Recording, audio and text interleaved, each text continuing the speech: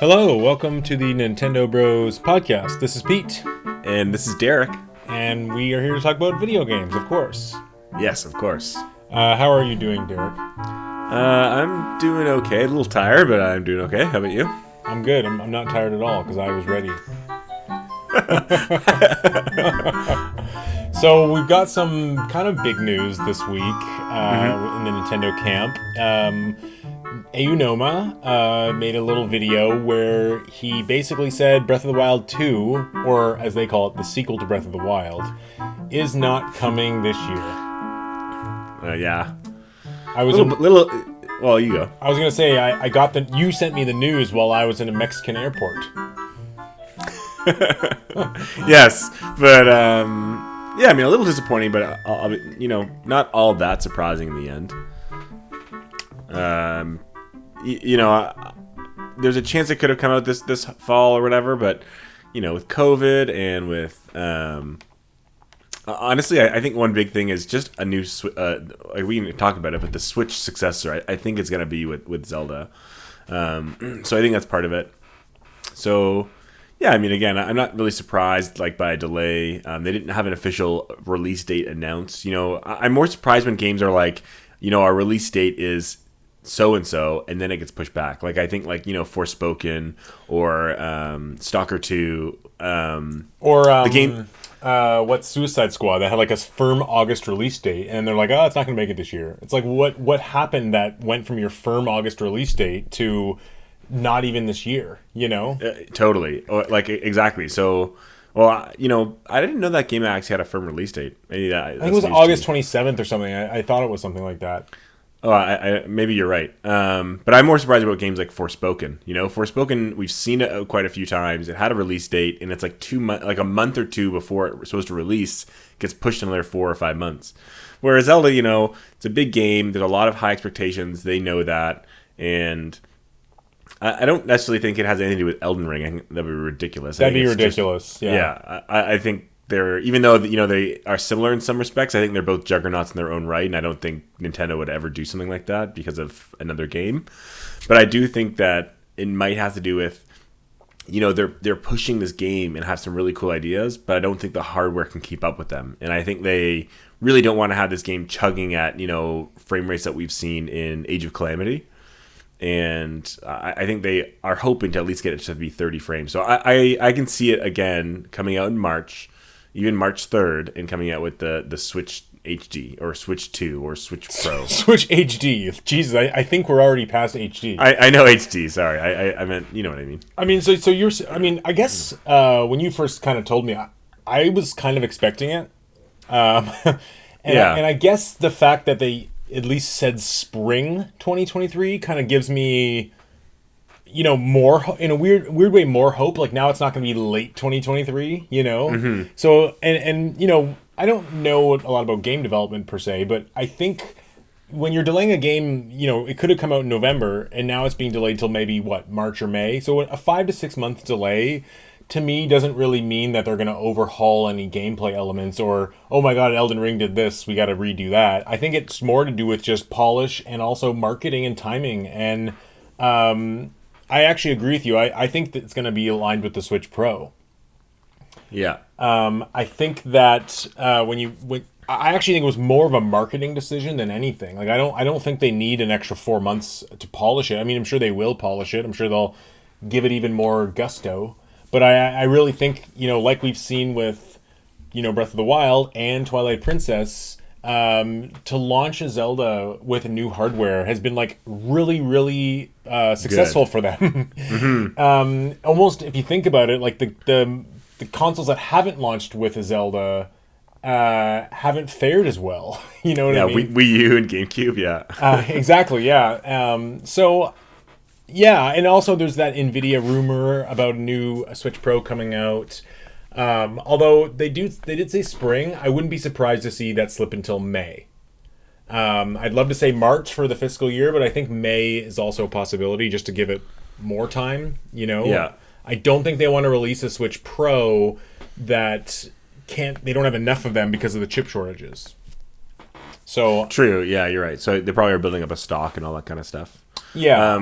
So the question, I don't know if I'm jumping too quickly to ask this, but so now that that's pushed, even though we were kind of skeptical about it being in the holiday anyways, what is that? Does that open any doors for a game to come out in this holiday, or did we already feel that there was already a strong enough lineup coming out the next 7 months?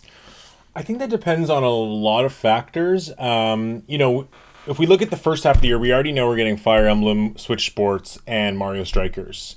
If we look at the second half of the year, we still have Splatoon 3, Pokemon Violet and Ruby. Is it Violet and Ruby? What is it? Violet and Scarlet, I think. Violet and Scarlet. We have Bayonetta 3, and we also have Mario and Rabbids Starfield, or whatever it's called. Potentially. What's it called again? What is it called? It's called Mario and Rabbids something superstar. Go to space. I'll Google it right now. So I don't know. It's hard to say. I mean, we will also get Mario Kart DLC. So I think Sparks of Hope. Sparks of Hope. Yeah, I think they could space that out in such a way that it's okay. You know what I mean? Like, yeah. If this fall ends up being Sparks of Hope and Bayonetta 3 and Pokemon, like that's still a really great lineup. True, yeah. Pokemon, especially a new mainline series, is going to do really well. Yeah. Although I gotta say, did you watch the trailer for it? Yeah. I just think it looks really bad. Like I don't know. I don't know why they would show a trailer that has like that many hiccups in the frame rate. I have a feeling it's going to be like a mix of Legends Arceus and kind of the main game's core gameplay. Yeah, I agree. I think, you know what? If Arceus sold as well as it did, I think it'll be fine. True. And Arceus was also liked. It wasn't like it was just sold well and was a crappy game. Like, people really, really liked Arceus. I didn't play it. My friend said he really, really likes it. Like, he got really engaged by it. And he actually recommended it to me. My friends, too. It's still on my list of wanted just because, if I was going to play any Pokemon game, I kind of want to play the one that's very different but liked. Yeah, but the hard thing is the fact that Scarlet and Violet was coming out this fall, and it almost looks like a way better version of Arceus. You know what I mean? Like, because it looks fully open world, and it also has the gyms and the towns and the more traditional Pokemon gameplay that I would want. Yeah. So, but I mean, beyond that, I do. Just a side note here. The Splatoon website in Japan just launched. So that has actually led some people to believe that Splatoon might be coming a little sooner than we think. Oh, you know what? Funny, Derek, we forgot to mention Xenoblade 3. Oh, yeah, okay, yeah, then we're set anyways. Yeah, and that's a good spread of different games. It's a big spread. Doesn't particularly speak to me. Like, I'll probably get Bayonetta 3 and Splatoon 3 are definitely on my list, but I don't know about Xenoblade 3 and Sparks of Hope. Well, those are maybes. The only thing that's missing is kind of a multiplayer game. Like, I wouldn't be surprised if we saw not necessarily another Mario Party, but and I know Soccer is coming out or Strikers is coming out in June, but I still feel like they often have one of those whether it's 4-player 2D side-scrolling Mario or a party game. I'm curious if they're going to have another party game, even if Advance Wars came out. Well, Advance Wars is coming out sometime, but I mean, just a multiplayer game to come out in the holidays. That's a good point, actually. And who really knows, right? Exactly. And I agree with you. I'd be happy with that lineup. I probably would get the same games as you. I'd probably skip on Xenoblade. I hope Mario and Rabbids comes out, and we have to remember that there is DLC for Mario Kart coming, and there could again be DLC for even Mario Party, right? There could be, hey, instead of a new Mario Party game, here's another 5-10 maps, and here's another 50 mini games.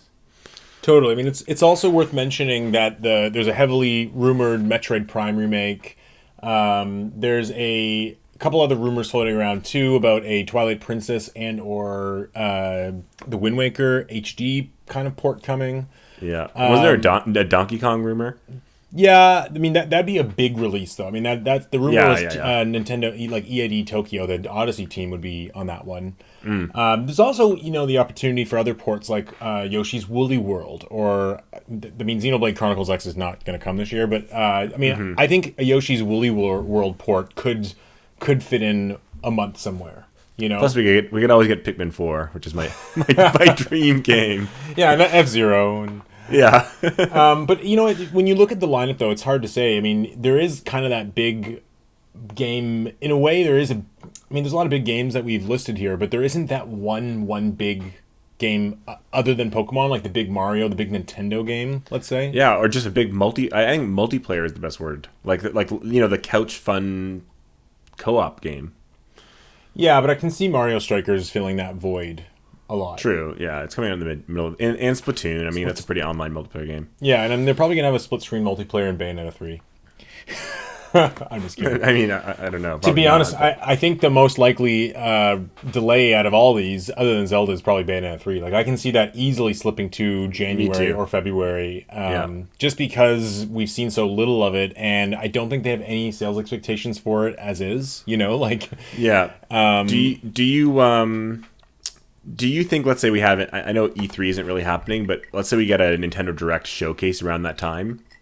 Are we going to see any new games, or are we kind of, because now we kind of, let's say no other big game is coming, we kind of know our next, year of lineup almost. I do think they'll announce maybe a game coming next year that we don't know about yet. Okay, yeah, and I guess even like the Metroid Prime remake would be new enough or surprise enough, right? Yeah, or even getting the title for Zelda. Yeah. Yeah, remember when the Switch was first launching? Like, I think it was their entire E3 the year before was only Breath of the Wild, right? It was only Breath of the Wild and some 3DS stuff too. And they still won E3.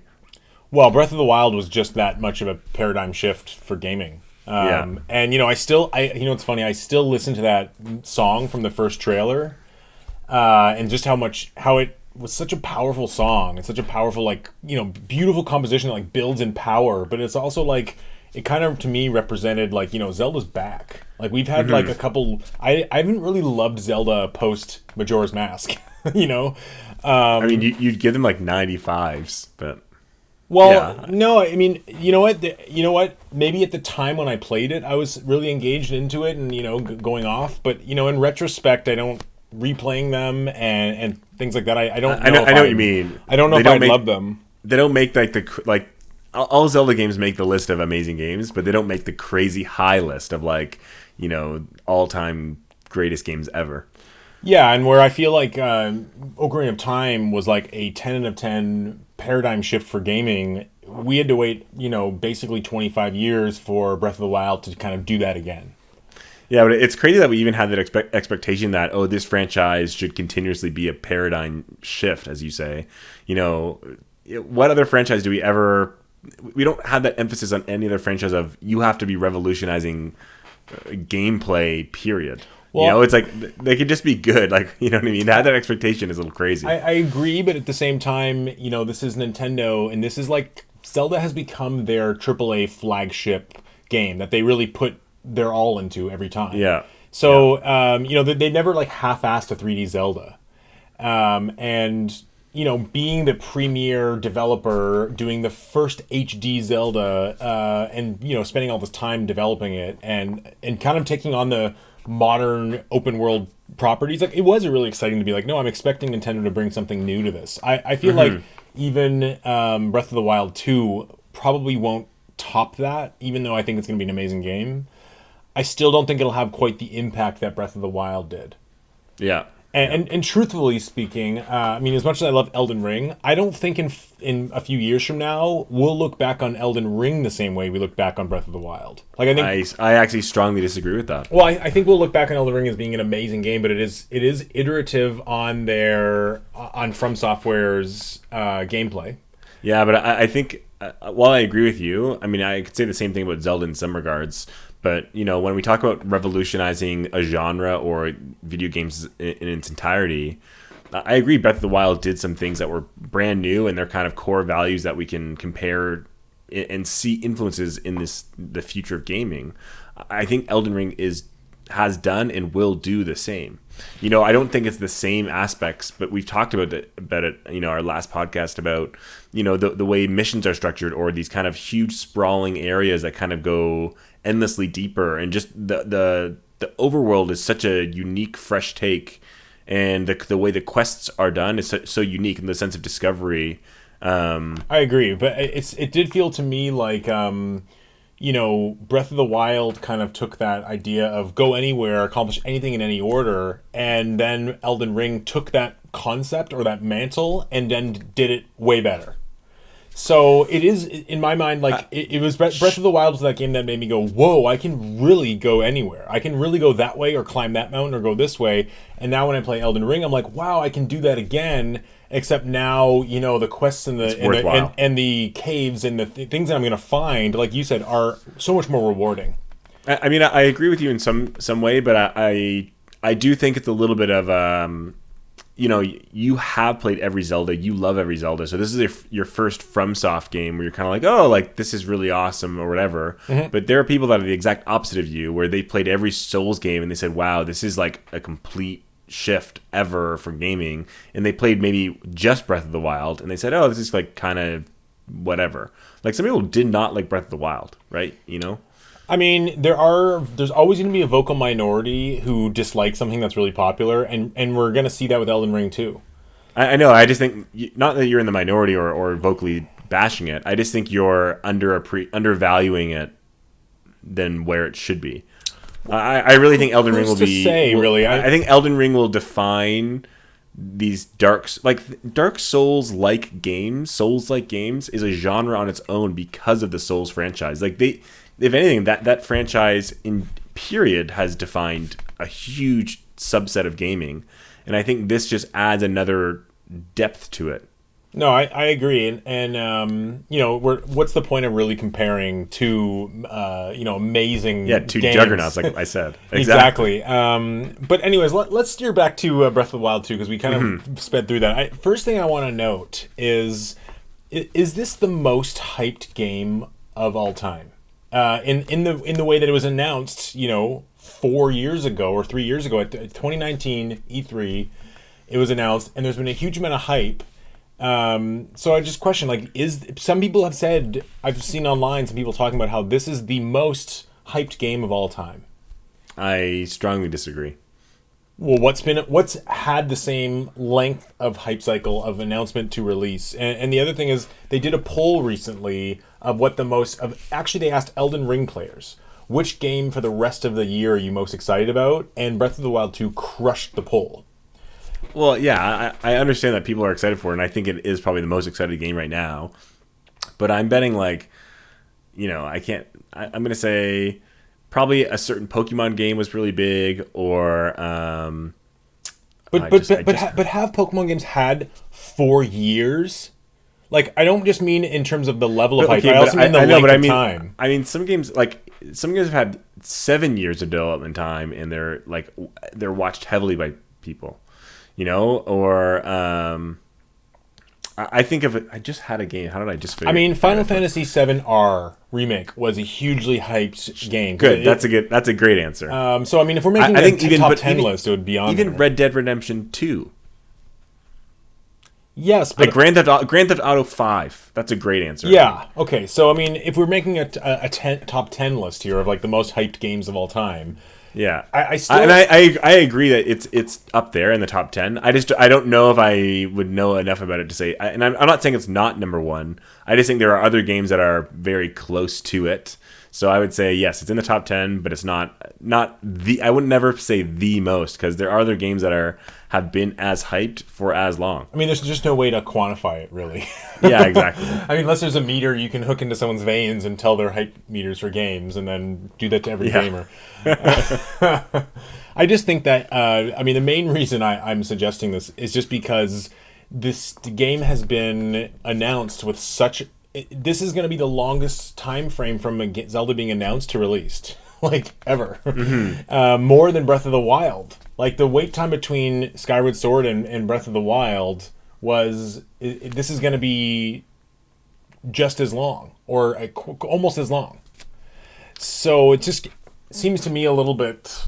I don't know. I guess I find it a little bit absurd that they announced Breath of the Wild 2 as well as Breath of the Wild 1 so far in advance, with such overly ambitious release targets. Like, remember that Breath of the Wild 1 was first shown in 2014 at E3.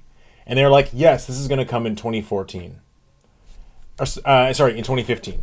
And we know what happened. It came out 2 years after that. And that same thing with this one. They showed it in 2019. And at the time, they're like, oh, 2020. And here we are, 2023. Mm-hmm. Yes, there was COVID and stuff, but it's just like, did they really expect that to happen? And also, someone did a chart that I saw of all the games, Zelda games that were delayed. And it's like every Zelda has been delayed other than like A Link to the Past and the original. Like it's like the franchise is known for it now, But I also just want to note, I think it's a little bit ridiculous that there's been this much time where people have hyped this game and speculated and talked about it, and they've even they've even shown us a trailer, and they've had Aonuma come out with a delay announcement, and they still don't have a title. I know that is surprising, right? You'd think at some point during these 4 years they would have said, "Oh, and here's the title." Exactly. I mean, maybe or had given a firm release date at some point. I understand. Or shown more gameplay, or like anything. I understand with not having the firm release date, given what's happening, but I don't really understand them not just giving us a subtitle at some point. And I think that trailer they showed us, was it last E3 when they showed us the trailer? Awesome trailer, but like it was the perfect opportunity to give us the name. Mm-hmm. And I just think it's so funny how we still call it the sequel to Breath of the Wild. And I really hope they don't call it Breath of the Wild 2. I don't think they will. I think one of the reasons, probably the only reason I could imagine, is for a reasonable reason why, is the title might actually give something away. Yeah, give something away about, maybe you're playing Zelda this game. Or, obviously we're not because we've seen gameplay. But, I mean, maybe there's a twist to it that, there's some way it ties to one of the older games, or there's a subplot that I doubt it, because if you look at all the names of all the games, they're a little bit obscure. Mm-hmm. But it could be something about, talks about time, or talks about the sky, or, some change in the universe, or I don't know. I'm just saying maybe they're internally talking and saying, well, if we announce the name, people are going to have a year or 18 months or whatever to sit and speculate, and we don't want that right now. I don't know. True. Yeah. I mean, maybe they just don't have the title and the branding and the graphics for it yet. Yeah, they honestly might be focus testing it like crazy.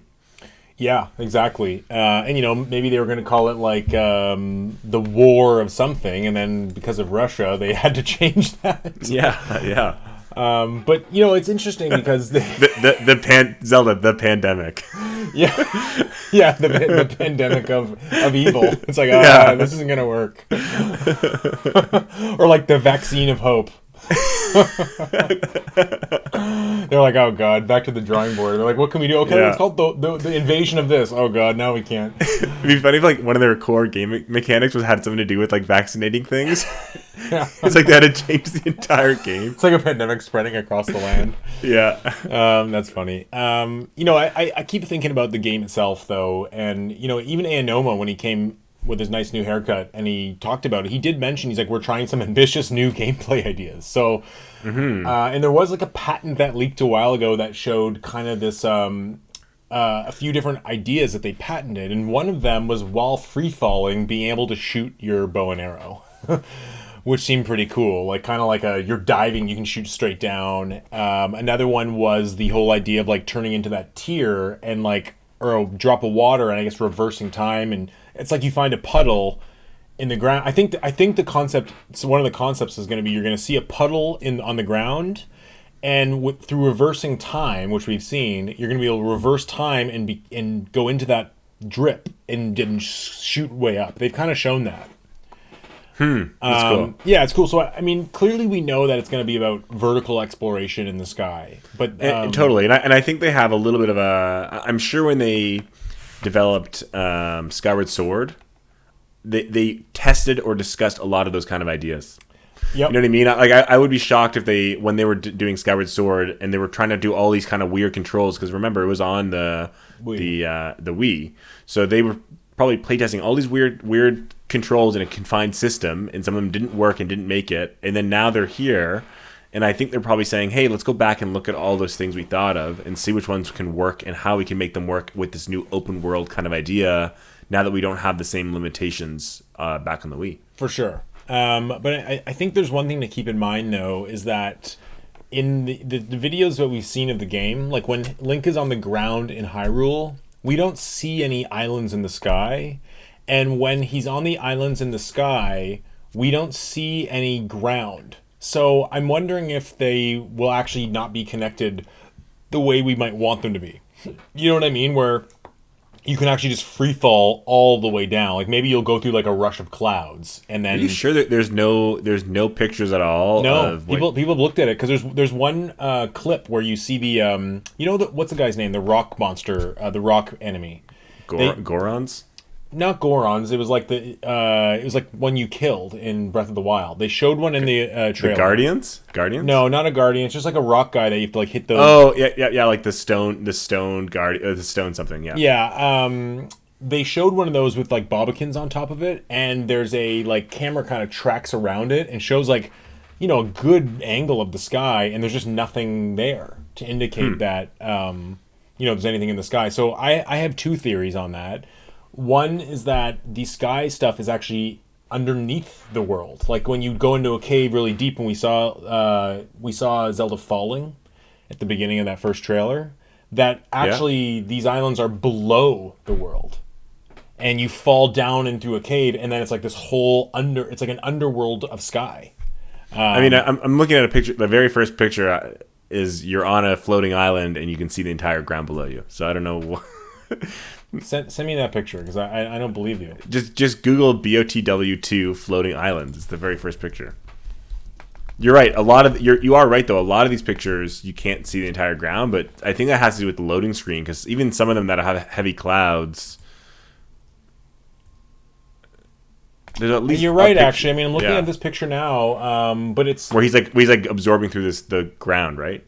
Yeah, but I mean, do we know that world below is Hyrule? I mean, it's also maybe they showed a part of the trailer with the game not finished too, right? So we don't really know. And again, it might just be the limitations of the loading, right? Where there might be clouds just because they can't load the whole ground, but you have to fall through a little layer of clouds, and then you're on the world below. I really think it's going to be floating islands. I think so too, and also, I mean, you mentioned earlier about the graphics of it running on Switch. Like this is definitely going to run on the initial Switch, even if it's going to be upgraded for Switch Pro. It's going to run on the initial Switch, and it's something to keep in mind is that it's easier to probably put these islands in the sky than it is to put Link in like a super dense forest. You know what I mean? Like the real frame rate problems of the initial, it's going to be 30 frames, I bet, but the real problems in the initial Zelda was when you were in a dense forest, especially the Lost Woods or the jungle. Everything else ran pretty good, and with this game, everything being separated by these little islands and everything else being in the distance, I actually think it's very smartly designed around the limitations. And I mean, you talk about the load times, but they figured that out, right? It's and to be honest, even Elden Ring, when you get into like dense areas, struggles on the frame rate. So I don't think any open world game has truly done like the forest right. Then again, you say I've only gone 10% through Elden Ring, so there's some pretty good forests in Elden Ring. I wouldn't say super dense. Even you know what? Horizon Forbidden West actually has some pretty great jungle forests. Okay. Yeah, like quite large. A lot of like honestly, really really good. I still think that the jungle area of Breath of the Wild is still the best jungle I've been able to explore. Just because of the the temples and the ruins and the ability to climb trees, and I just love that area. I don't know. I think they're gonna. Speaking of graphics, I think they are going to be able to launch this on the initial Switch in a good state. And I've listened to a few other podcasts. Like I listened to the IGN NVC podcast, and no one there thinks it's going to come. They all thought, no, this is going to be in the initial Switch 2. This is not going to be a Switch 2 game or Switch Pro game. Mm-hmm. But so you think it will be? You think Switch Pro? I honestly do. I think it just makes sense, and not that this game is going to be bad on the Switch. You're totally right. I just see this, just like you said, Zelda launching with, or a system launching with Zelda is a good launch. Mm-hmm. And I think when, and Zelda has a history of launching on two systems for like a lot of their games. Simultaneously, yeah. Yeah. So I just could see it, people are looking at, let's say, tries to hit 30 frames, kind of a weaker draw distance, more pop in on the Switch, or a solid 30 frames, 1080 or whatever, 4K even. And you can see people looking at it and go, well, I'm not going to play one of these amazing greatest games of all time on an inferior system. Totally. And, something like a big, let's say they launch Switch Pro and Breath of the Wild 2 in March. Like, that's going to suck all the wind out of that month. Like, no one else is going to be able to get any attention that month on their games. Like, it's going to be a massive thing. So you go. I was going to say, but I can also see them launching it on March or something on Switch, and then in the 2023 fall, being like, oh, and Switch Pro's coming out, and now you can buy Zelda Breath of the Wild 2 4K for a full price. You're right. But the only thing I see it is, I mean, they could do that, but the question is, let's say they do have the Switch 2 or Pro release at a different time. What would be their heavy hitter game if not Zelda? Like what really would be a better choice than that? I feel like it's lining up too well. Like, it's been 7-8 years. They have a big title coming, one that launched the Switch one. So you'd think the sequel to the Switch and the sequel to Zelda, like, it all makes sense to me. And let's just say the Switch does come out in September. It's like, what are they going to bring? Like a new Mario game? Sure, that's big. Or Zelda, like, just upgraded Zelda. I just don't think it has the same 1-2 punch as launching with Zelda. I totally agree. I just know that if things don't line up for them, they just won't. They don't line up. Yeah, for them, totally. But I mean, let's just put our feet in the sand here and make a final prediction. Is that an expression? I'm making it up. I've never heard that expression. I think it's drawing a line in the sand is more like where you're setting boundaries. So this is a terrible analogy, but let's just put our feet in the sand.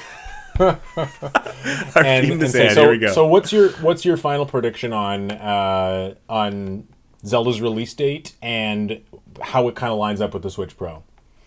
I think it'll be early March. Mm-hmm. And I think it will launch with the Switch 2. And I think it will be like maybe a 7 out of 10 game. That's not what I was asking. Okay, I'm going to guess that it comes out in April or May. I'm thinking it's going to slip a little bit. And I agree with the Switch Pro. And I think the Switch Pro will be, better graphics in the machine and things like that. I think it'll still use Joy-Cons. It'll still use the Pro Controller. And I think that the update on Switch Pro is going to be less than people want. It's not going to be 4K 60. I agree. It's not. There's no way it's going to jump to the. It's not going to be as a big of an upgrade as PS4 to PS5. Yeah, and I also think that they've got to figure out how to drop the price of the current Switch, and also I wonder if the Switch Pro will have an OLED screen or not. If they'll just say no OLED. You know what I care more about more than anything is having better load times. Like, they need a better, because it is a solid state drive, right? They don't have a hard drive in the Switch. You're right, yeah, but it's like it's not a solid state drive. It's like flash memory on a little stick. I just like it'd be such a better handheld if it just was, the operating system was just smooth and snappy and quick, and load times were just quick. If I was just like on a train, I could just switch between games like within 2 seconds, as opposed to close this game, open this, load this game, load the menu, load the character selection screen, load the I want to be able to jump in and jump out. I mean, I somewhat agree, but I also think that Switch has handled it phenomenally well when it comes to load times. Like, me too. I don't think it's bad by any means. I just think if there's one thing that I would really want to see, me personally would enjoy the most, it'd be faster load times. I don't actually care. I mean, sure, better graphics and being able to stay at 30 with steady, better graphics is what I'd want. I don't care about 60 right now for Switch. I know some games are getting 60, but I don't need it to melt my face. I just want it to be snappier and, Do you know what I mean? Like, I don't need it to have that huge jump. I agree. I'd love it to have the huge jump, but I think the art direction and animation and music and design are going to hold up really well. Phenomenal. Agreed. Their artists are phenomenal, and the detail, like, there's just so much packed with so much detail, and that's something that, you know, with Elden Ring, like, you don't go into like homes and see, you know, the pictures on the wall and things. I think they're going to go all out. I think Hyrule Town is going to be completely like rebuilt now with tons of NPCs and things like that. So I think it's just the level of detail is going to be disgusting. But yeah, okay. So I guess another question to put our feet in the sand in. How do you see them showing this game off? Like when are they going to show us the game? When are they going to let people play the game? When are they going to announce the title? When are they going to announce Switch Pro? What do you think? So I could see them announcing the title and or release date in their June showcase. I could also see them not doing either of those things and waiting till like their January and then dropping it. And then maybe you're more right. If they do a January Direct, they might not say March. They might say April or May. And then that's their kind of full blowout. January Direct is dedicated, 15 minutes of Breath of the Wild 2. Yeah, I see it. I honestly see it more of we won't even see it until January. That's the way I'm leaning, at least. Oh, you think because they gave us that announcement, they're going to go quiet on it now? I think the reason they gave that announcement the way they did is because they're going quiet on it for the next 6 months. I don't think we're going to see it in the next 6 months, any directs. Okay, interesting. So, I mean, I still think Nintendo will have a June presence, whether it's at Jeff Keighley's Summer Games event or just a Direct. Me too. I just don't think we'll see. You know what? That's a good point. I think we'll see Breath of the Wild 2, maybe release date and trailer at the Game Awards. But I just don't see it happening at our E3 June showcase. I don't think it will be shown there. I think it'll be the other 6 games that we just mentioned will be shown more heavily. So I think it depends. I think it's going to be very similar to Breath of the Wild's unveiling, where in June they're going to give us the big reveal, like show us what the game is. It'll be the last June. Every June is their major gaming unveilings.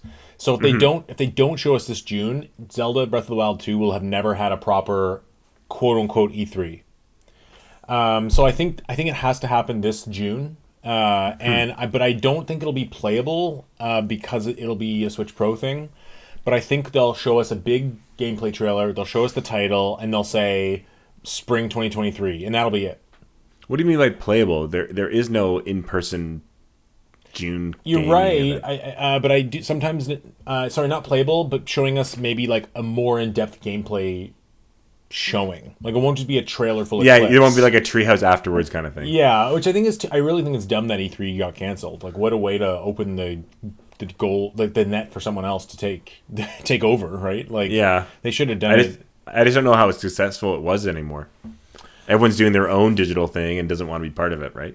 Yeah, it's true. And with COVID, right? It just wasn't. I don't think it was being successful. I can also though see the way, like with the Wii U, when they showed off Breath of the Wild, the first one, they did make it playable on Wii U, and they could very easily have a June showcase, then invite publications to a conference area or to a hotel or wherever they do to come and try the game. With someone looking over their shoulder and playing like a demo of it, and then like kind of like what Breath of the Wild had, because there's a huge amount of hype created from that. Like I remember from the moment it was shown in June, I like was obsessed about it. Like I watched every video I could of that Great Plateau, and it also just gave a really good idea of what the game was. Like it really did a good job of describing what the game was and its gameplay concepts. And then come, fall, they said Switch is coming out. Look, Zelda's for it. And then at some point, you're right, around January, February, they showed us the gameplay beyond the Great Plateau. So I can see them showing us like an area in the sky, like not showing us Hyrule, not showing us the big world yet and how it's changed, but maybe showing us a couple islands, some of the gameplay concept, like a dungeon. Or I would actually say the opposite. Really? I would say they would show us the first 10, 15 minutes, very similar standard stuff. Maybe show off some of the cool new mechanics of like the time stop and the different abilities you have. But I think if they won't do those like the island, like they want to keep some air of mystery. I think so. That's why I think in January we could see the dungeon, the island stuff. Yeah, yeah, maybe. The only thing I do know is that they're not going to announce the Switch Pro in June. They're going to want to maximize Switch sales all year, and the only way they would show off the Switch Pro in June is if for some reason we're so way off on our guesses here, and Switch Pro is coming this fall, and they want to get it out before Breath of the Wild 2. Maybe watch it be only on Switch Pro. Yeah, can you imagine? That'd be a nightmare because I think Switch Pro is going to be hard to get. Yeah. I'm going to. If you think PS5 is hard to get, I think the Switch Pro is going to be insane. Yeah, I mean, it is worth noting that apparently GPU costs and chips are becoming more available, and there's a potential that Switch with the Switch Pro, they've kind of like they're going to be able to make a bunch of them in time. But I mean, I'm only willing to pay 3 times the price for one. So yeah. Okay, last major question here involving Breath of the Wild 2. We kind of mentioned it, but like to put your feet in the sand. What do you think this year's lineup is going to be, and is there going to be a quote-unquote gap filler for Zelda? Because, I mean, Pokemon, yeah, we know that's huge, but that's never been their big AAA game. It's almost got its own little world Pokemon. So is there a big Nintendo Switch gap filler for this year, and what do you think it'll be? I'm going to go with no. I'm going to say that they probably... I mean, I'm just speculating here. They might have actually planned for Breath of the Wild 2 to come out this holiday, and they don't have another game to fill out that hole.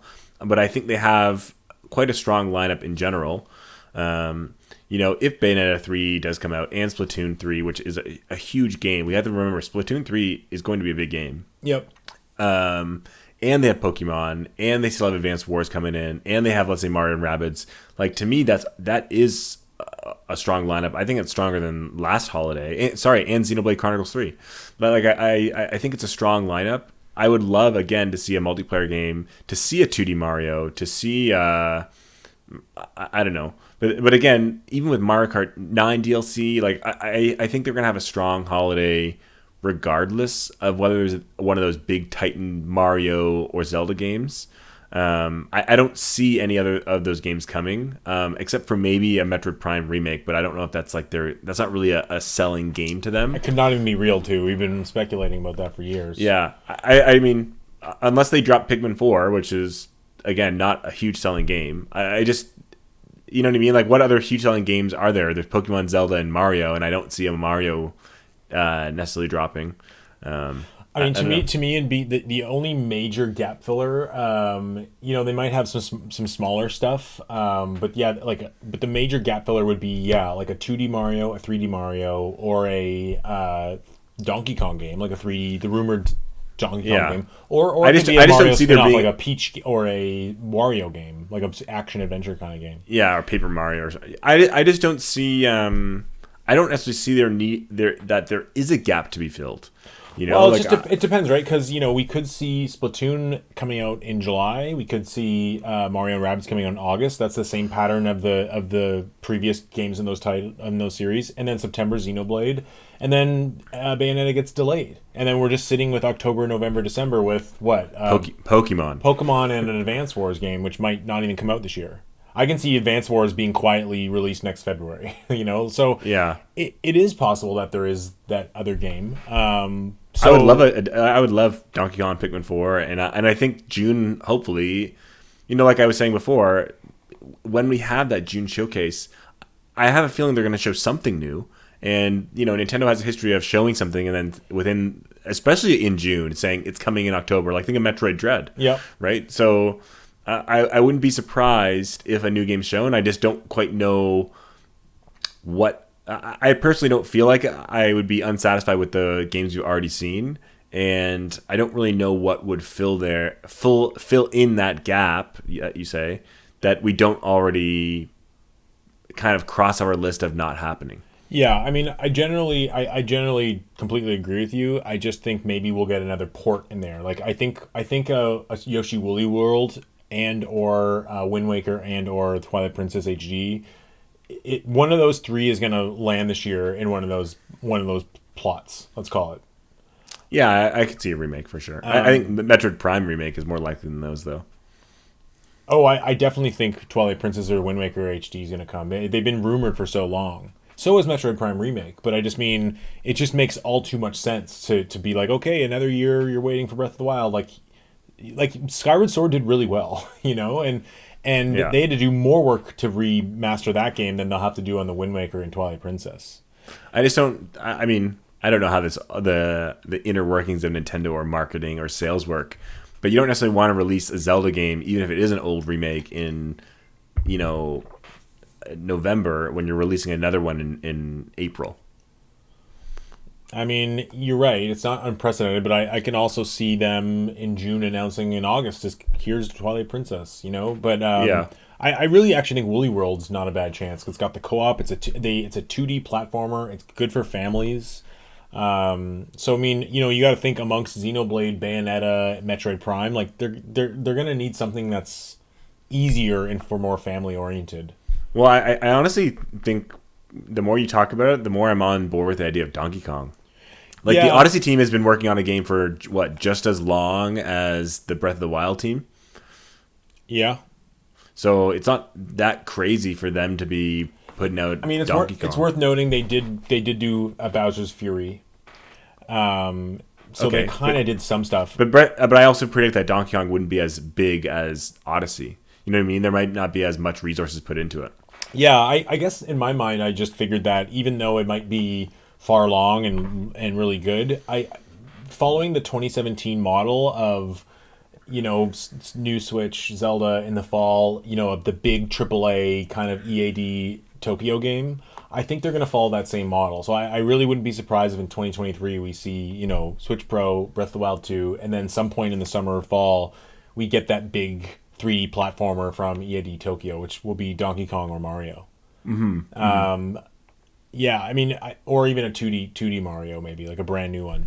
No, yeah, that makes sense. But I agree. I mean, although it does feel a little weird to think like we know the whole year's lineup. I mean, that feels a little odd. That's what I'm saying. Like we often have felt like that before, and then in the June showcase, we often see a game that's coming out in 3 or 4 months. That's a big game. Yeah, I mean, if I really had to guess one for this year, I would probably guess a 2D Mario. Yeah, me too. Just because they are like easier to make in a sense. We haven't had one in a long time. We haven't had one in a long time, and Mario Maker and New Super Mario Bros. On Switch did really, really well. Mm-hmm. So, anyways, that's a lot of speculation about all that stuff. But there's a couple other news items, Derek. Are you ready to move on from talking about Breath of the Wild 2? Yes, please. I mean, we'll probably have many, many more podcasts this year to speculate about this year. Yeah, totally. And many podcasts just talk about Breath of the Wild too. Exactly, especially after it comes out. So a little bit of news. This new release on Switch, 13 Sentinels Aegis Rim. It's ported from the PS4, but apparently the port's great. Has a 90 on Metacritic. Yeah, I really wanted. It was on my list of games that I wanted for the PS4. And I just never bit the bullet because it's a little bit more visual novel for me. It's not necessarily the game I'm most excited for, but I do want to get it because people just rave about it. And I think the Switch is kind of the perfect spot for it to be for me because that's the kind of thing where when I do pull out the Switch, I can play that game in short bursts. Apparently, the Switch version, some people are saying, is better than the PS4 version. Yeah, there's extra content and there's some things that were like smoothed out and kind of streamlined. Yeah, I don't know enough about it, but I heard the same thing where people saying the definitive version is the Switch version. Yeah, I mean, when I looked at a few gameplay videos of this, and I just really can't. I mean, it seems like it's up your alley because it's got the SRPG aspect, but I just can't even really make out what's going on. Like it's the actual battle scenes like just don't. But apparently this game is not a game to play for the gameplay. Apparently, like that's a secondary. It's a visual novel. That's a really good visual novel, basically. Yeah. Like apparently it has to do like your 13 characters, but all your characters can like jump through time. So when you click which character you're kind of progressing the story in. But the thing is, you're progressing a story of that character, but at times they'll be jumping through time into someone else's story, and then the other character will be jumping through time into the other person. Like they're all like there's this weird thing where like all the characters are in each other's stories, but sometimes it's in the right time. But other times they're like jumping through. I think this is like I read a paragraph on it, but I think it's something like that where there's some really, really cool story unraveling mechanics in the game. Cool. Yeah, I mean, I'm not going to get it, but I'm interested to know what you think when you do. Yeah, I mean, I might get it in like a year from now, or if somehow I get the Hail Mary and win the Metacritic Maybe prediction. I'll buy you it. Yeah. Yeah. I don't think that's happening. Now that Zelda's delayed, you lost a few points there too, Derek. I know. There's no way I can come back. Anyways. I know. Anyways, the Metroid Dread boss rush mode came out. I know you don't probably care about this, but I did not even know that. I did not know that. Yeah, and to be honest, they did like they made it cool. Like they didn't just like half-ass me. Like, okay, here you go, boss 1, boss 2. So there's 3 modes. There's one that's just like the standard boss rush mode, and what it does is like you beat one, you get the next one, but it's like a level. So if you die on the 3rd boss, you don't have to go back to the first one. So it's more or less just like once you get through all the bosses again, it's a quick select to get to the bosses. And I will probably run through this because to me the bosses are the best part of the game, and just to be able to like jump in and fight Kraid or to fight Project Z57 or whatever, like again, like I don't know, it's cool, it's awesome. But there's also another mode called Survival, and it's you have 5 minutes, and it's like how many bosses can you get through in 5 minutes. Wow. And then there's another, I think that's what it is, and there's another one called Dread Rush Mode, and you only unlock that if you beat the game on Dread Mode, where I think you can't take a single hit, and I think it's getting through the bosses without taking a single hit. So that's just like purely for like awesome games done quick people and streamers. Yeah. But still cool. I mean, I don't know. Sometimes it's crazy to me to think that it was only last October that Metroid Dread came out. I know, it really feels like it's been a longer time, but it's been, 6 months? It's crazy. Yeah, I mean, it's already enshrined as a classic in history, and it's only been 6 months. Yeah, I think you believe that, yeah. Yep, I do. Anyways, so yeah, that's out. Another thing is that Sakurai has announced he's working on a new game. Yeah, but do you think it's Smash Bros? 'Cause I don't. No, it's definitely not Smash Bros. Yeah, exactly. I think he said it. I think they even said it's not Smash Bros. So, what do you think it is? I'm putting on the spot. Honestly, I think it's a brand new. I think it's something brand new IP that he just has some cool ideas he wants to go with. I think it'll be kind of like, it'll be interesting, but I think it'll be kind of not mainstream. That's my honest opinion. But my heart says a new Kid Icarus.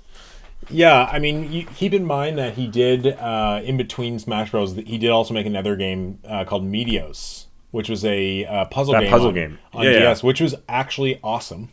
Really, really awesome. I love that game. And it also had a bunch of spin-offs, and Disney did a Meteos. So maybe they're going to do a Meteos? I don't think so. But it's not beyond him to be like, hey, it's a puzzle game. It's a smaller release. I really think it could be any genre. I think he has a cool idea that he and a few friends or he and his wife have discussed, and he's like, this is an idea I want to go with, and they're just going to do it. I don't think it'll be necessarily a main staple name to the Nintendo, and it's not necessarily even a Nintendo game, I guess, right?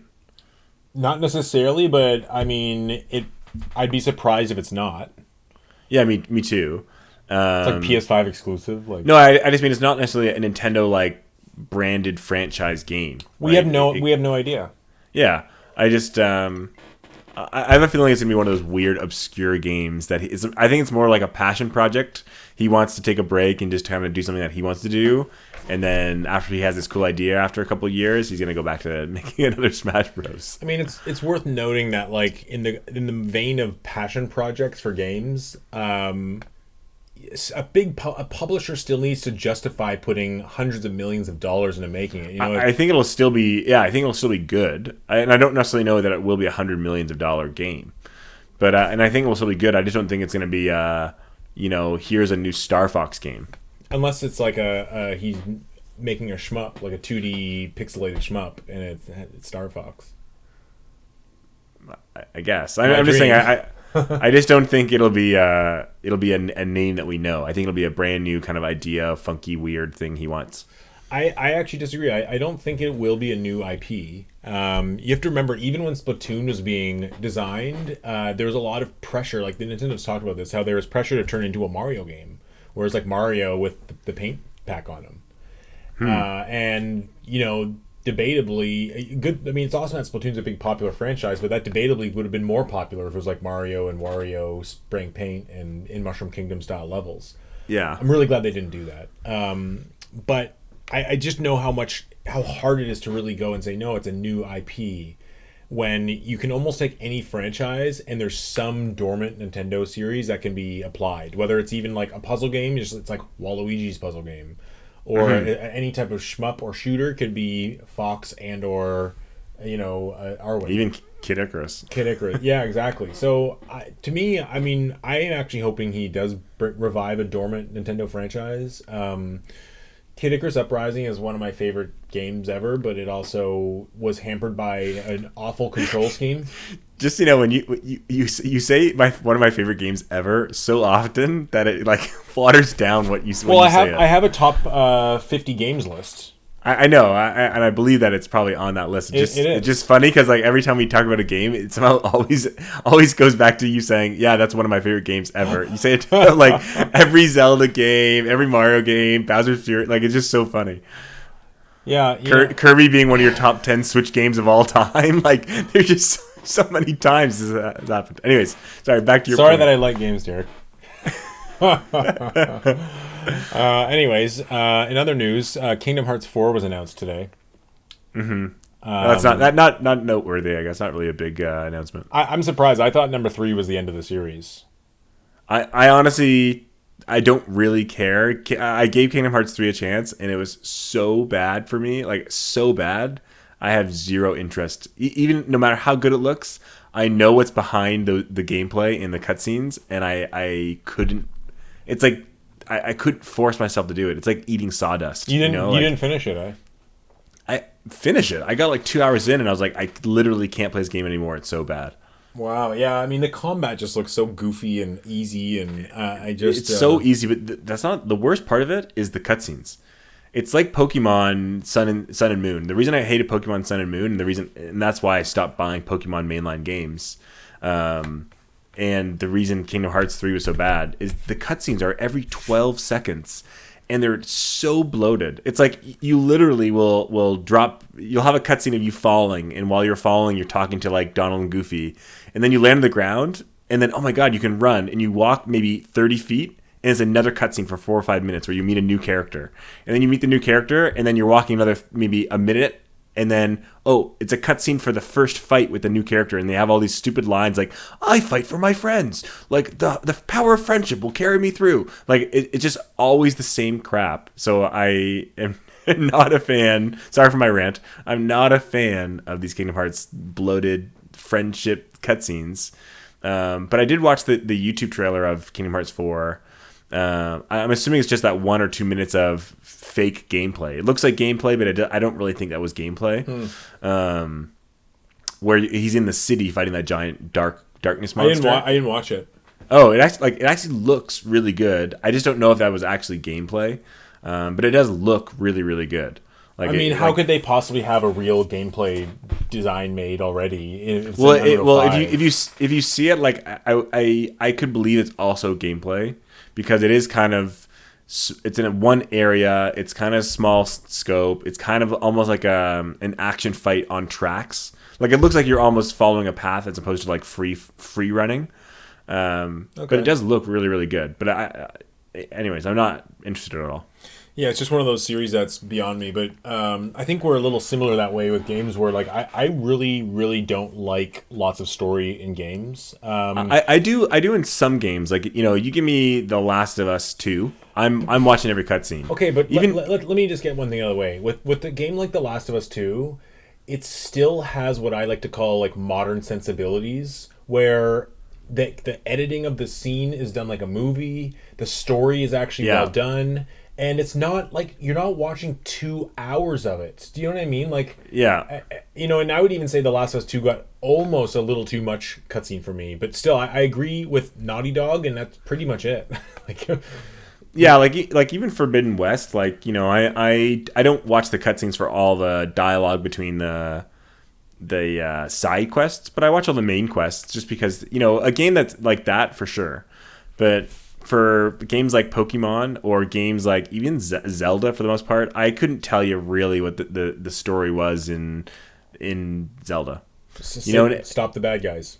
Yeah, exactly. Where I think Elden Ring kind of does it nicely, where the cutscenes are just those boss introductions and kind of like just get to know the boss, and they say these kind of cool lines, but then you're back in the gameplay, and there really isn't story to the game besides beat the bosses, unless you are someone that wants to read and learn about the lore and like dig deep and discuss with people. That's what I like. I like that about Elden Ring and about Breath of the Wild and about Metroid Prime, that like the gameplay is first and foremost, and if you want to dig deeper, it's there, and it's almost like you're building your own story.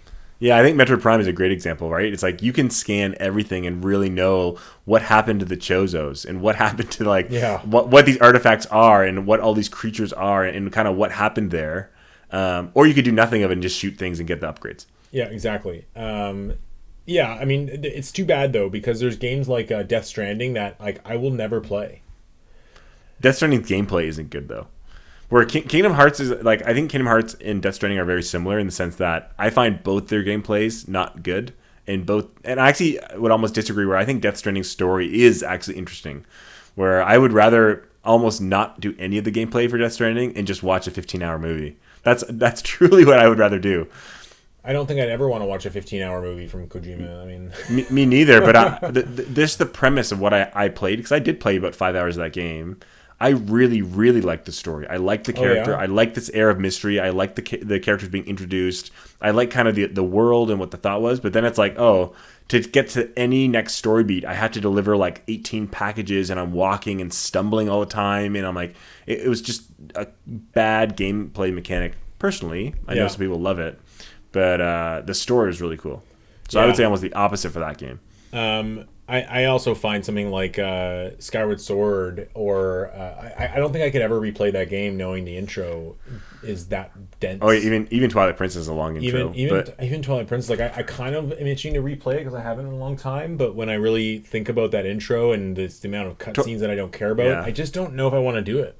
Twilight Princess you can get through pretty quick, but I mean, like games like Link to the Past do it right. I know it's older, but it's like you have like your uncle that says, "Go meet me at the castle." You get the sword, and it's like you just go, right? And then you kind of figure out what you're doing when you meet Zelda, and you kind of figure out when you collect, the stones or whatever. But yeah, I mean, I think Skyward Sword, you kind of nailed it on the head. Where I find when you have story, I don't mind story. It's when story gets obtrusive and text boxes get like in your face all the time. Or again, I go back to Pokemon Sun and Moon. It's like I couldn't even enjoy the gameplay long enough to enjoy it at all. It's like I don't want to play Pokemon for 10 minutes and then have another text development of all this kind of crap. I just want to play and throw balls and catch Pokemon in battle. But it's so short and this story is so obstructively ruining the fun. It's like I don't mind, like you said, Naughty Dog, when you have those long kind of story moments, but I need a lot of gameplay that's good in between them. Yeah, I mean, to me, it's gameplay is always first. Me too, yeah. So, anyways, Derek, what have you been playing? Yeah, so I kind of mentioned it briefly. The only game I've really been playing since Elden Ring is Horizon Forbidden West by Guerrilla Games. I'm almost done. It took me, when I first jumped back into it, it did feel just like when I went back to Horizon 1 after Breath of the Wild. There are things where you do feel kind of stuck to the ground, and the recipe of going to the icons and doing the same kind of quests after Elden Ring, it's noticeable. Mm-hmm. But the further you get into it, like, damn, I'm having a lot of fun. The gameplay feels so good. Fighting the machines is so good. The combat is awesome. They really improved the melee combat. The story, the mainline story is actually quite interesting. And some of the side stuff is pretty fun. Like again, I don't think it's on any level of Elden Ring, but I do agree with its rating of being a high 8 or even possibly just a solid 9. Yep. Is there a flying thing in that game? I haven't unlocked it yet, but I think I'm literally at the mission that I'm about to unlock it, because I just got a machine override. Spoilers for people that haven't played, unfortunately. But I think I just got a machine override that lets you like control a bird. Okay. So I like one of the control a pterodactyl. So I haven't done it, but I think that's literally what I'll discover the next day or two of playing.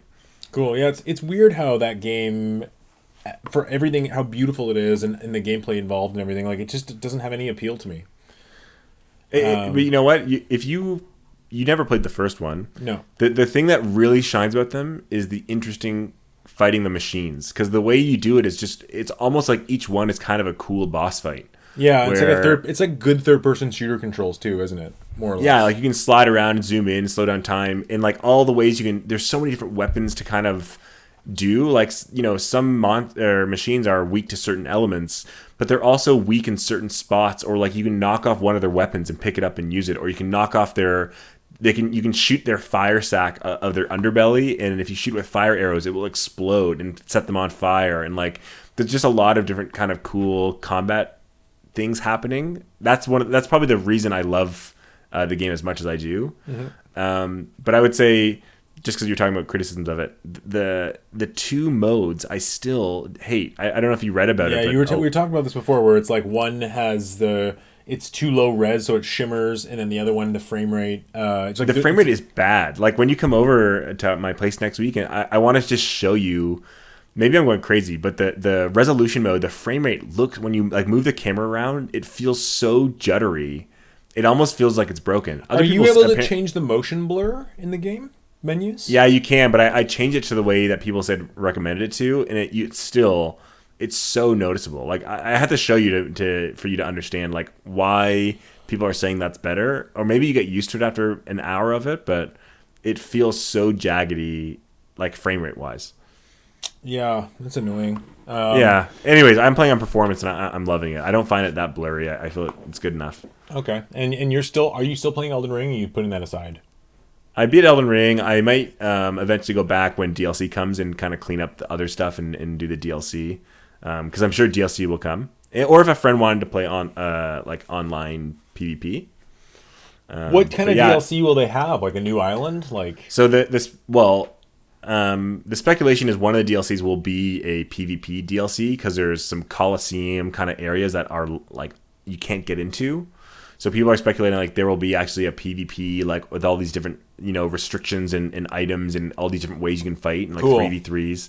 So that's what some people are predicting.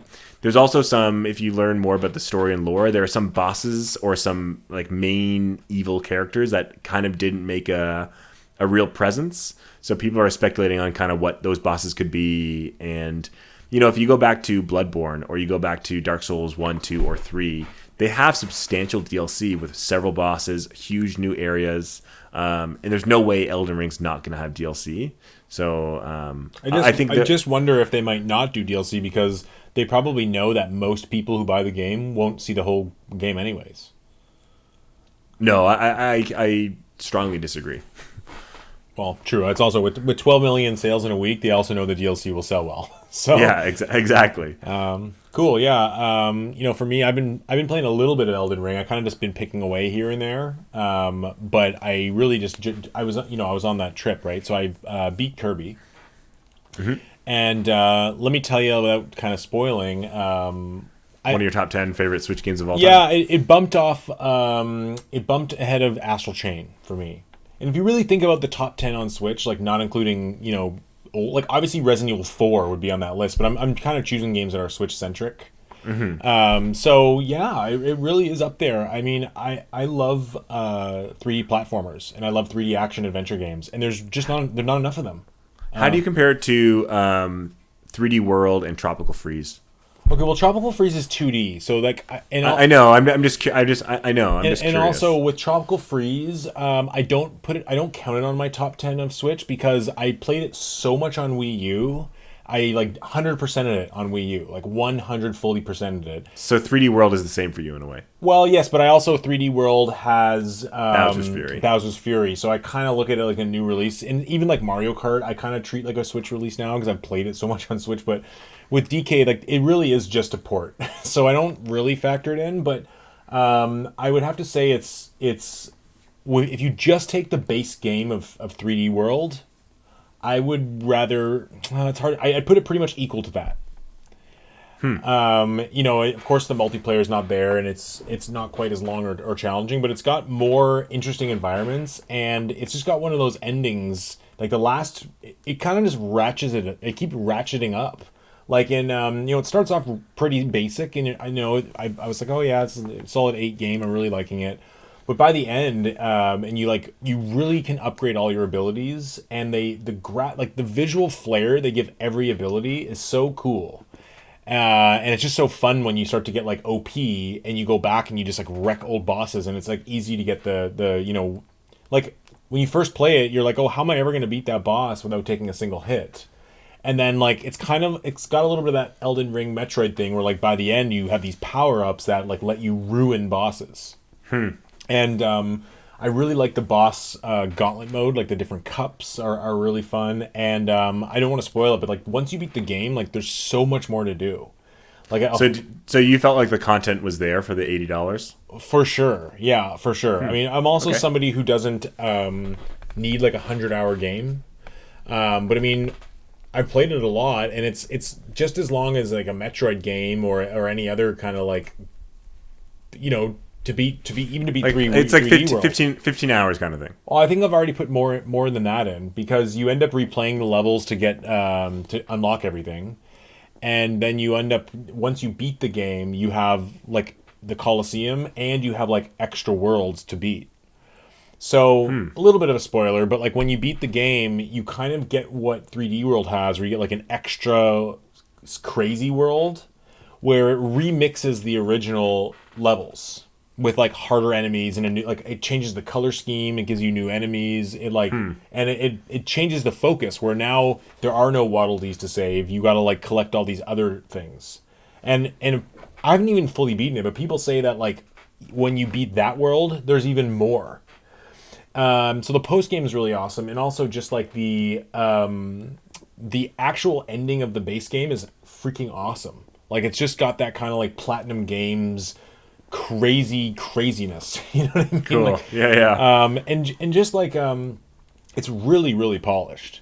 I've got to say, like it's just and there's lots of like little mini games in the town. There's a lot of collectibles. The music is fantastic. Like I'd probably be leaning higher to a 9 for this game. Easily the best Kirby game I've ever played, and I can't possibly see it not being on my top 10 this year. Nice. It's got that it's hard to explain. It's got that like Nintendo AAA quality. Yeah, it feels. I know exactly what you're talking about. It feels like kind of like the same caliber as Luigi's Mansion and Splatoon. It's like well refined and good. Yeah, I mean it's not like the Nintendo's mega franchise, like their Mega Zelda or Mario, but it does have that really refined gameplay, and there's constantly giving you new ideas, and also like each level has like this momentum to it. And there's just like the actual vistas of where you go to are awesome. Like there's like you go to like these factories, and a lot of levels will have kind of like an intro part where you like have to go into the factory or into the carnival or whatever, and you get this kind of like pulled back camera angle, and it's just really cool because you're like, whoa, it's like a really epic structure I'm gonna go into, and then you go in and it's just like got this pumping soundtrack, and you're just whooping through guys and stuff. And I played a little bit of co-op too, and that was a lot of fun. It's really, honestly, I wouldn't, if I were you, I wouldn't really hesitate. Like, the price isn't gonna go down really, and it really does have it has that Nintendo AAA gameplay sheen. The only reason I'm not buying is I have other games I have to play. Like I already have Triangle Strategy, and I'm hoping that since it is a shorter-ish game, and it's kind of like once you've done it, is that there's someone will sell it on like Kijiji or something. Well, you might already be. Yeah, that's true. If you're gonna get a physical, yeah, you might as well do that. Yeah. But yeah, really, really excellent. But yeah, I don't think I'm gonna be buying many games for a while, just because I'm trying to save money, and yeah, me too. Nothing really gets me that interested. I honestly think I'm gonna skip Strikers and Switch Sports. I think Strikers I might get, just because again I have some buddies that I often play Smash with, and I think we have a lot of fun with that. But yeah, I don't know. We'll see. With Strikers, I never actually bought any of the other ones. And I think if I'm going to spend like $90 on Mario Strikers for Switch, I might just buy Mario Strikers for GameCube for $90 and have it as like a collectible physical, you know? Yeah, I gotta see the reviews too, right? If it's a 70 or like kind of how these other Camelot games have been. Not that it's Camelot, but yeah. So I know what you're saying. Yeah, with the Nintendo sports games. I mean, now it's different now with the prices being so much higher on games that it's like And the cost of the world is so much higher, right? So it's like you have to really justify where you're spending your money now. Exactly. So it's just kind of hard to be like, okay, like this is a fun little thing when friends are over. Yeah, the only thing that is kind of making me feel a bit better about that is, I don't have many games the next 7 months that I want to get. Maybe Mario and Rabbids and maybe Bayonetta 3, but nothing else at least shown is necessarily for PS5 or anything is making me jump to grab. I mean, we pretty much know if anything's going to come out in July for Switch, like we're going to find out soon. And some people think that with Splatoon, like Splatoon 3 is the next game I'm probably going to get. If that game is going to come out, like they better start. They released the website, so that maybe they'll like start ratcheting up the marketing for it, and they'll have a direct for it like later this month, and have a test fire in May, and then they'll do a July release maybe. But I think at this point we kind of know there's not much coming until at least August. Mm-hmm. But yeah, it is interesting, not on the Switch front, like where is the PS5 and Xbox games? I know, like, is God of War even coming? Like that's really the only game that's kind of out of 2022 for Sony. And I think we know God of War is coming because they showed gameplay for it already. I think that we'll get reveal in E3, and then they showed gameplay for Breath of the Wild too. I just mean, they haven't shown that much for God of War. Isn't it crazy that God of War and this new God of War Ragnarok will have come out between the Breath of the Wild 1 and 2? Yeah, that is kind of crazy. I was thinking about that, but I think God of War is a shoo-in for this holiday. Even if I think so, I think so too. I just mean we haven't got any confirmation of games. And a lot of third-party games are getting delayed or aren't, honestly, kind of flops. Like if you look at Babylon's Fall, it was a flop. No one hyped that game though. Yeah, but even Ghostwire Tokyo, not very good. If you look at what people think of Forspoken, on the fence about it. Strangers of Paradise, kind of a flop. Like people are there really hasn't been a good third-party game either. You're right, but truthfully, with those three games, like I don't, other than Forspoken, which is kind of like it got some hype when it first announced. I think with the Final Fantasy game, it sounds like people actually like it way more than what they thought of the initial unveiling. Like when it was first shown, people are like, "This looks like crap. This looks terrible." This is a joke. And now it's coming out, and people are like, "This is actually a lot of fun." And the fact that it has a 73 on Metacritic, it's not that bad. No, you're right. I'm not. I just mean there really hasn't been a heavy hitting game besides for I guess Elden Ring and Horizon, which were like a month ago. Yeah. But I just mean Gran Turismo. Yeah, you're right. I just mean I'm curious about what heavy hitting games are on the horizon for the 2022.